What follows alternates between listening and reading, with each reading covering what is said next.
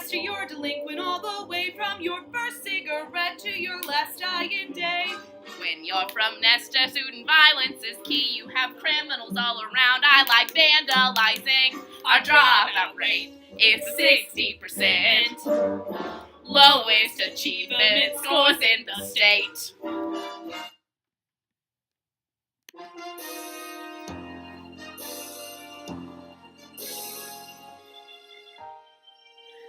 Ever since I was a child, I wanted to be a principal.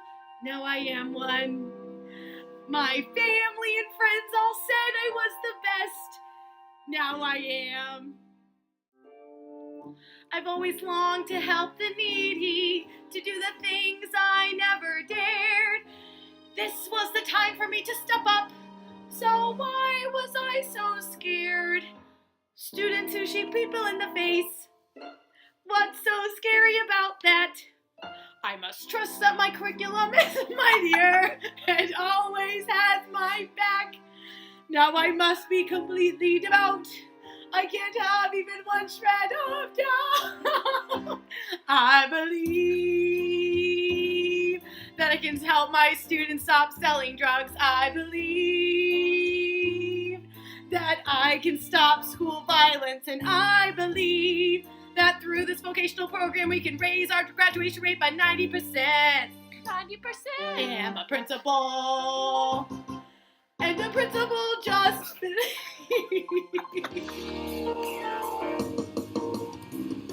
No, no, no. Stick to the drugs, you know. If you want to be cool, follow one simple rule. Don't mess with the quo, no, no.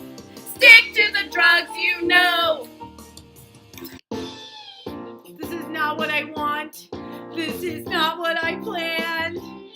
And I just gotta say, I do not understand. I am giving you opportunities to work with our communities.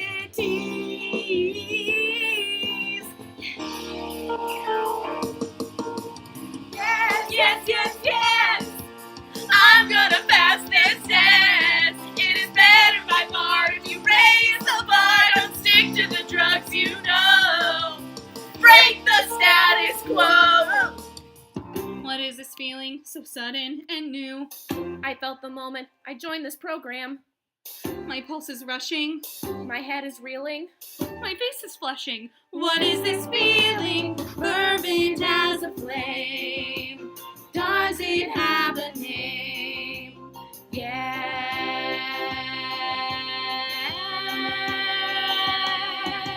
Success. Unadulterated success. For your grades, your school, your progress. Let's just say, I love it all. Every little job, however small, makes my future not seem quite as dull. With simple utter success, there's a strange exhilaration. Without my prior devastation, it's so pure, so strong. Though I do admit it came on fast, still I know I can complete the task. Thank you, Mr. Diaz, for your vocational program. I have confidence in college. I have confidence in me. I have confidence Diaz's plan will succeed. Besides the past I've seen, I have confidence in me.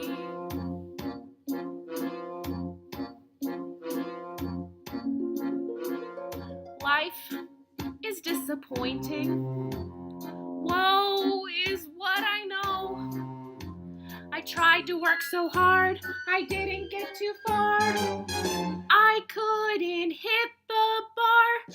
Story of my life, always doomed to fail. Cheated by my past, self-fulfilling tale. That's the story of my strife, oh yeah. That's the story of my strife. Hey, didn't you get your acceptance letter from Ball State yet? No, they said that my courses weren't academic enough. What? That's the story of my life.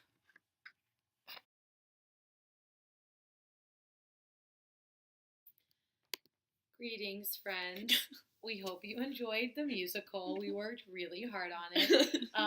I don't know how this would be the case, but if you feel like you're missing some information from the case study, we're going to go over that with you and in more detail describe what our findings from this and our solutions. So, Nestor High School was considered one of the worst schools in the county. It had a horrible reputation. They had a 60% dropout rate. Their reading scores were extremely low. There was a lot of crime, a lot of vandalism, drug trafficking, things of that nature. So the students were not faring well, and obviously their academics were failing.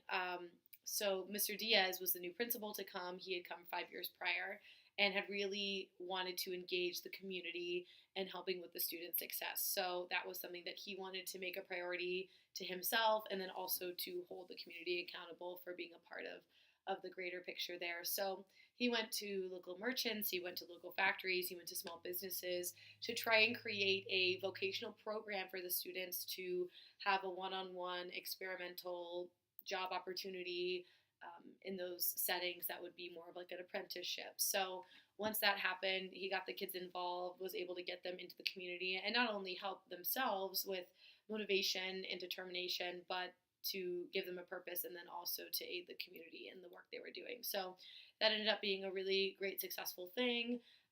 The drug trafficking completely dropped. Their, dropout rate definitely changed to the better. They were graduating, good things were happening. And the teachers got really involved, which I thought was neat, and they tried to tie in some of the core academic subjects of history, reading, writing, science into what they were learning in the field and incorporate that together. So overall, it was a really great experience, but the issue was when the students began to apply for colleges, and that's where we'll see things start to go downhill. Yeah, so basically, while these were doing really good things for the community and it was improving the dropout rate and everything, when they went to apply for colleges, they were told that their courses weren't academic enough.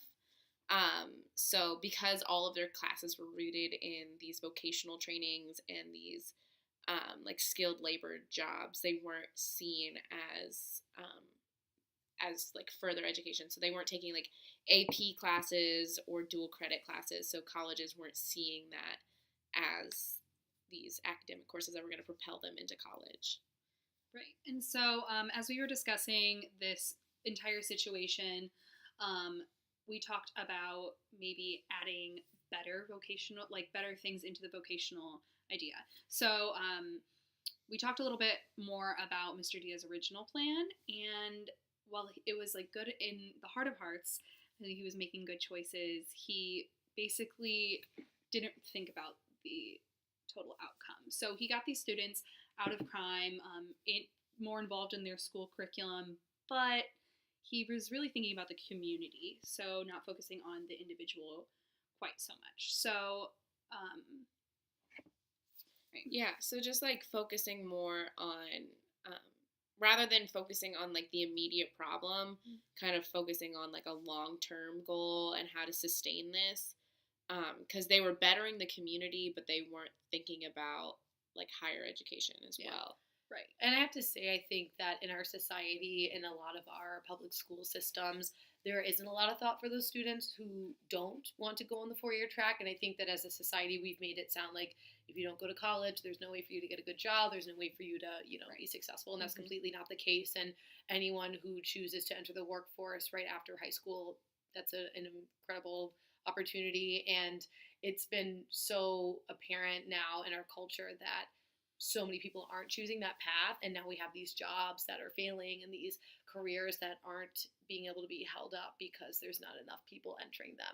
So I do applaud Mr. Diaz for having a more universal design approach.